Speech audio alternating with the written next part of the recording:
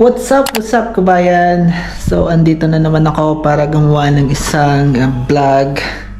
Magluluto ako ng Pinoy style spaghetti. So may mga sangkap na akong binil dito. Ipe-prepare ko na. Ngayon ay kapaskuhan dito sa Poland. So magluluto lang ako ng isang putahe na spaghetti. So traditional spaghetti dyan sa bansang Pilipinas, ang mahal kong Pilipinas. So tara, luto tayo ng spaghetti. Kamusta pala yung Pasko nyo dyan sa Pilipinas? Kasi yung Pasko ko dito sa Poland ay mag-isa lang ako, ano? So ngayong Pasko, magluluto tayo ng traditional nating spaghetti. Kasi matagal na rin akong hindi nakatikim ng Pinoy style spaghetti. So alam kong popular ang spaghetti dito sa Europe, pero hindi yung style natin dyan sa Pilipinas, ano? Kaya naisipan ko magluto ng Pinoy style. So gayatin na rin ang bell pepper. So hindi ko alam kung ilalahat ko ba to. So, paki-comment sa comment section kung madami ba to. Siguro ilalahat ko na kasi masasayang lang to, mabubulok lang, ano. So, hugasan ko muna. Nakalimutan kong hugasan. So, ito. Prepare ko lang, guys. Isang buong bell pepper. So, gagayatin ko to ng pino. So, itong carrots, no. Yan. So, ito. Mas maganda daw pag Pinoy, sabi ng nanay ko. Siyempre, nanay natin ay expert. Kaya, sundin natin yung procedure ng nanay natin. Ano?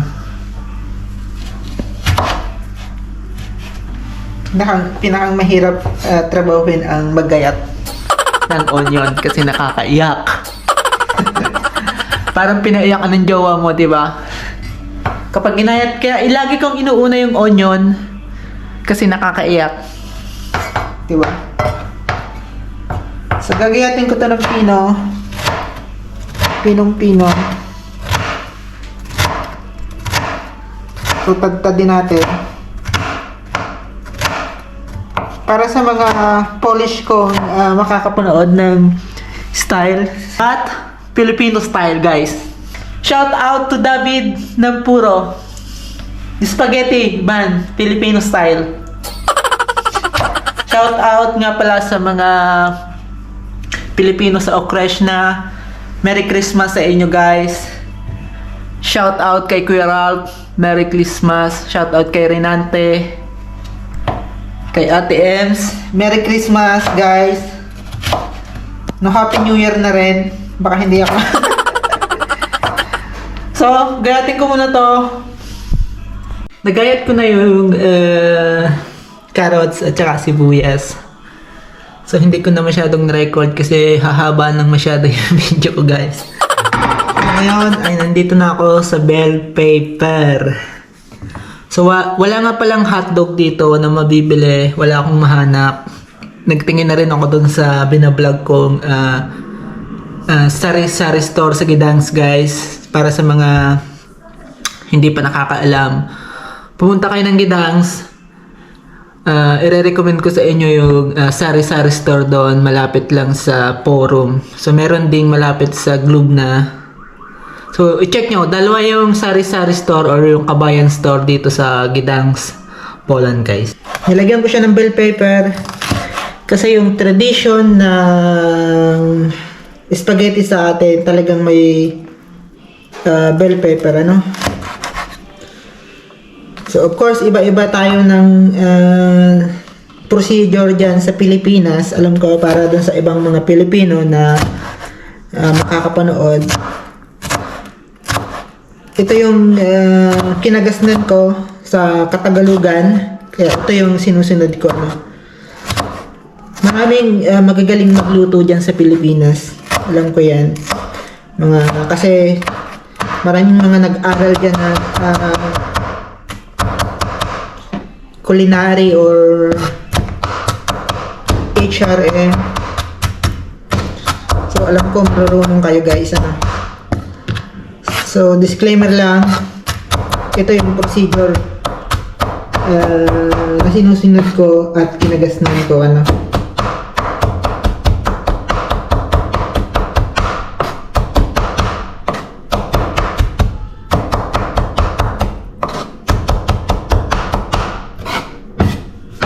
Maraming magagaling magluto dyan sa Pilipinas. Sa Ampart man, Luzon, Visayas, at Mindanao guys, ano. So, pero lahat yan masarap. Kasi Filipino food yan, malasa. Dito sa Poland, matabang ng ibang pagkain nila. Guys, sa totoo lang. So, of course, kailangan din natin respeto kasi dito tayo nakatira.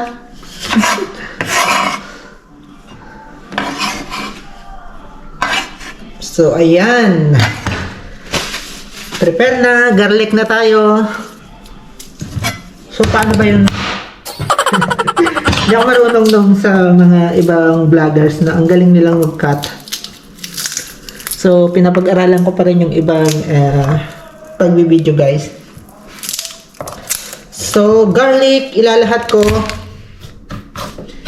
Kasi maliit lang naman yung globes ng garlic na yan. So, mas maganda kung maraming garlic. Kasi antibiotic din itong garlic na to guys. Sabi ng nanay ko, ay antibiotic daw ang garlic. So, pangpawala daw ng sinus. O yung bara sa ilong. So, ayan.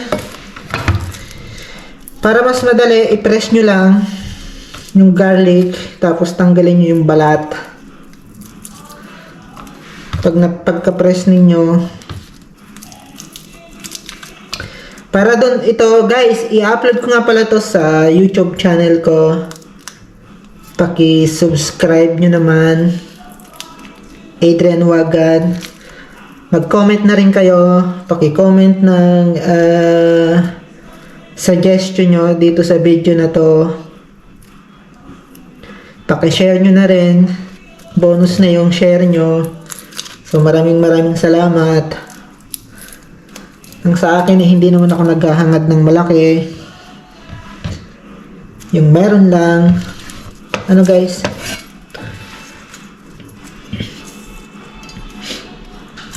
So, naamoy ko yung ingredients guys, kaya medyo na sisinghot ako, no?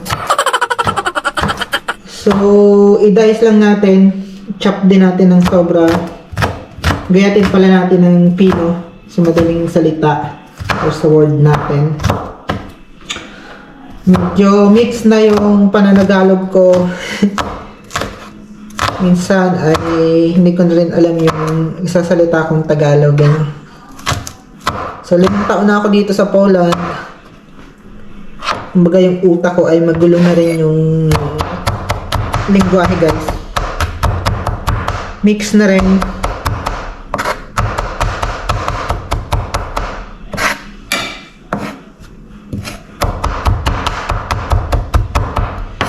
So, durugin lang natin para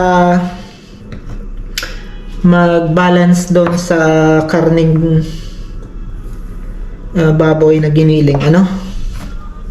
Kasi pag hindi mo yung dinurog, pangit yung texture niyan pagkaluto. Kaya mas magandang durog. Diba? Bawang pa lang, matunog na. Pakinig na ng kapitbahay. Paano pa kaya kung karne yung ginayat ko? Dagog-dog na. Alam nyo, gustong-gusto ko yung toasted garlic. Pinakang paborito ko sa lahat ay toasted garlic. So, pino na siya. Okay na to. Mahalaga pino na. So, proceed na tayo sa pagluluto guys. O, ayan. Kompleto na. Yung kutsara ko ay gold. Rich ako sa Poland guys kasi yung kutsara ko ay gold. So tara, lutuin na natin to. Huwag na nating patagalin pa, parang si Boy Tapang lang. Kumakain ng hilaw at buhay. So unahin ko tong garlic. Unahin ko na tong garlic. Yung binurog ko na. Kasi ang procedure ay unahin ng garlic, guys. So, pahinaan ko yung apoy. Teka, buksan ko lang yung bintana. Kasi mag-aamoy bawang ako. Oh, ito. Wait, hard to open. So, ayan. Binuksan ko lang yung bintana. Kasi mag-aamoy bawang ako. Ito, bawang ang pinakang maamoy kapag nagluto ka. Na ayaw ng mga Polish. Nagagalit yung mga yan kapag nakakaamoy ng maamoy na pagkain. Kasi dumidikit ito sa buhok at sa damit o sa mga jacket nila guys. Ano? So, sinod na natin itong onion. So, kung wala kayong mga jowa o wala kayong mga karelasyon na nagpapaiyak sa inyo, bumili kayo ng onion para umiyak kayo. Isunod na natin itong carrots kasi mas matagal maluto ito. So, panghuli natin yung bell pepper kasi malambot lang yan. You know? Para masarap yung spaghetti natin, Pinoy style guys. Para masarap, panalo sa madaling salita. Sunod natin yung bell pepper. So matagal na rin akong hindi nakapagluto guys ng spaghetti. Halos 4 na taon din. O maglilimang taon, hindi ako nakapagluto. Kasi nung bago ako dito sa Poland, napakahirap unawain ng mga ingredients nila guys, sa totoo lang. I mean yung pangalan. Kasi pagpunta mo ng shop or ng ng tindahan, syempre hindi naman naka-English yan, naka-Polish yan yung pangalan nila. Kaya hindi ka maglalakas ng loob na bumili ng ganon, no? So, tiis lang ako ng sa itlog, sa bigas, may sa kanin, something like that. Isusunod ko na tong giniling. No, para isang paglahok-lahokin na natin ito guys.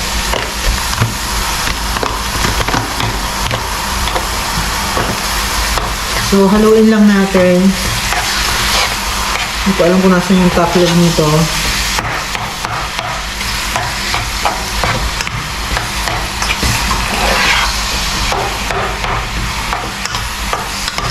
Piling ko madami yung niluto ko, no? Kalahating kilowari po yung karning giniling, guys. So, mas masarap, diba? Para sa akin, mas masarap. Pakuluban lang natin. Lagyan natin ng asin. Para may lasa. Hindi ko kasi inasinan yung karne. Para kumapit yung lasa niya.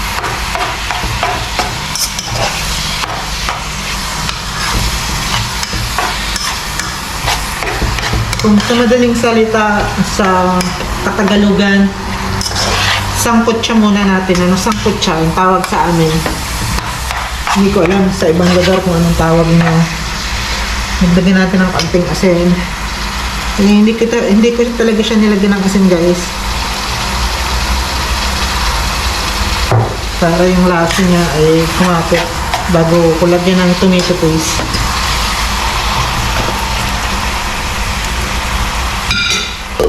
Luba natin. So of course, para ang spaghetti natin ay Filipino style, so meron tayo ditong binili na Del Monte Filipino style spaghetti. So naghanap talaga ako nito para yung lasa ng spaghetti natin ay Filipino style, guys. Hinanap ko talaga ito sa dalawang tindahan or sa sari-sari store sa Gidans, para naman matikman ko talaga yung lasang spaghetti dyan sa atin, sa Pilipinas. Tomato paste or itong Del Monte. Lagyan na natin para isusunod ko na yung pagluto ng pasta pagkatapos maluto nito. Mabilis kasing maluto yung pasta. About 8 to 10 minutes lang ay luto na yun. So ito, nilagay ko na yung tomato paste. Sana ay sakto lang. Kasi parang madami yung kalahating kilong giniling, guys, ano? So ilalahat ko to. Sobrang dami ng giniling ko. So, ngayon lang ulit ako nakapagluto, guys. Kaya hindi ko na-tansya ng maayos. Pero okay lang yan kasi ako lang naman ang kakain, tapos yung isa kong kaibigan.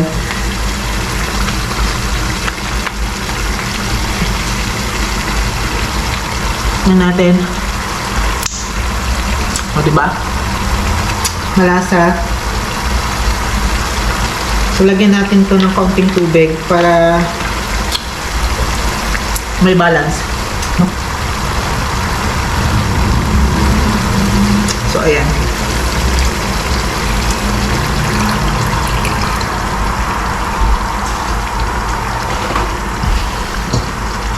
Then, haluin lang natin, guys, para makita niya talaga. So, ito na siya.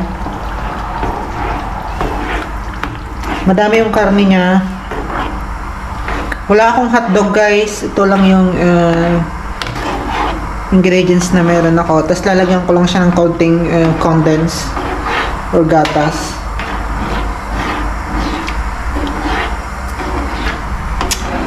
So, ayan. Pinakita ko lang sa inyo. Tagal ko rin hindi nakatikim ng Pinoy style spaghetti, guys.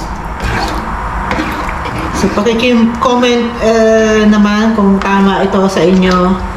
Siyempre, may mas maraming mga expert na mga Pilipino na nagluluto, ano? So, lagyan ko lang ulit siya ng paminta. Kasi wala akong ibang ilalagay dito kung hindi ito lang. So, nilagyan ko siya ng paminta. Paminta ito, guys.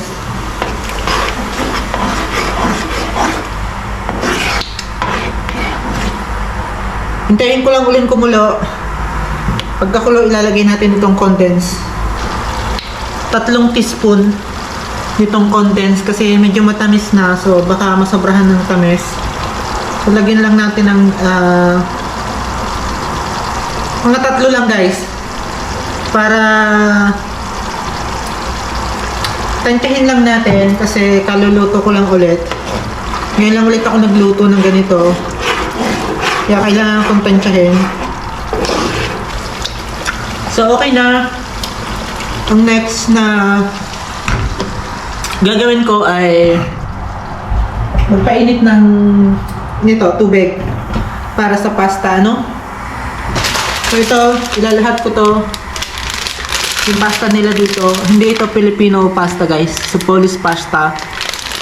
So ang Filipino pasta, ang Filipino ingredients ko lang na nabili ay yung Del Monte na sauce, no? Ito, guys, kulo na yung tubig. So, ilalagay ko na tong pasta. Mga tinansya ko lang kasi 2 lang naman kaming kakain. So, dadagdagan ko ng kaunti. Baka mabitin ako. So, kasi dito, guys, pag hindi naman kailangan lutuin lahat, huwag lutuin kasi masasayang lang, kumbaga, ano? So, ito, ilalagay ko na So sana hindi makita ito ng mga Italian kasi pag nakita to ng mga Italian na binali ko tong pasta, magagalit yung mga yan.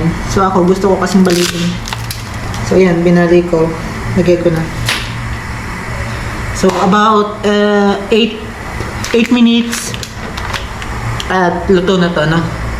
So luto na yung pasta, about 8 minutes lang yung pagluto ko nito. Para lang sa 2 tao, ano? So ito, ilalagay ko na dito. Mausok. Parang kukunti nga yung niluto mo eh. Pero okay lang yan. Kasi madali lang naman magluto ng pasta. So, hahatiin ko lang to para sa 2. Ayan. So, yan. Kasi madami yung niluto ko na sauce. Hindi katulad yan sa atin talagang ang pagluluto ay piyestahan. So, lalagyan ko nito. Ito yung sauce guys na niluto ko, ano. Ayan. So, Filipino style to. So, ganito kasi sila yung procedure ng pagluluto ng spaghetti dito.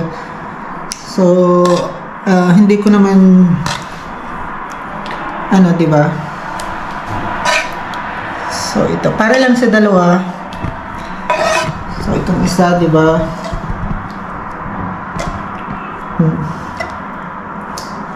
Sana masarap yung luto ko, diba? So, ngayon lang ulit ako nagluto ng spaghetti, guys, na Filipino style. Sa loob ng 4 na taon, ano? Pang 2 tao lang yung niluto ko. So, meron din ako ditong cheese. Ito, kung makikita nyo, diba, cheese. So, hindi ko alam kung talagang cheese to na pang Filipino. Ayan, lagyan natin. So, medyo salty siya. So, ito rin. Damihan ko lang ng konti yung sa akin. Para malasa, no? So, regular cheese lang to guys na mabibili sa mga shop dito sa Poland, ano? Or sa mga shop. Gusto ko yung madaming cheese kasi matamis yung style ng ating spaghetti. Ito kasing cheese na to guys ay medyo salty. So, mas gusto ko yung maraming cheese. So, pwede din to sa paggawa ng mga